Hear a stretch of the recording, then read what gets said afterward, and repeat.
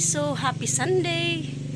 So Sunday ngayon at may happy meal after Sunday school po tayo mamaya. Okay, so ngayon punta tayo sa loob ng bahay, sa kusina at magluluto ako. Ay siya nga pala, ang lulutuin ko ngayon ay humba. So sa amin, ang tawag dito ay humba.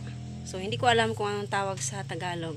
Okay, so pork po ito. Okay, so babalik ako mamaya para sa pagpapakain ng mga bata after Sunday school nila. Okay, so God bless everyone. Okay, so ngayon ay lulutuin natin ay humba. Okay, so Bisaya kay humba po ito. Pork. Okay. Ewan ko kung anong tawag dito sa Tagalog.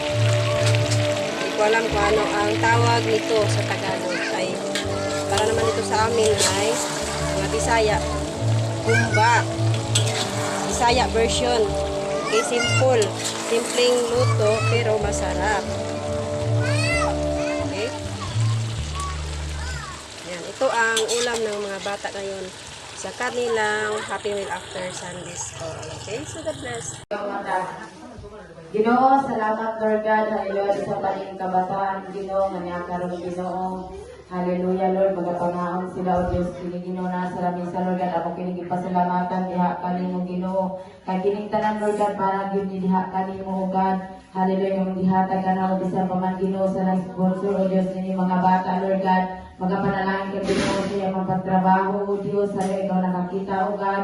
Huwag yung kasing-kasing Ginoo kami natagon Lord God para sa mga bata Lord God. Salamat kayo Lord God, na ipaabot sa mga kabataan Ginoo. O Lord, nag-ampo ko diha kanimo Ginoo nga mga ng mga bata Ginoo, mabusog sila Ginoo, maghatag kini kapiskes paglawas alang kanila. Kinitanan Lord, ug pasalamatan sa ngalan ni Jesus. Amen.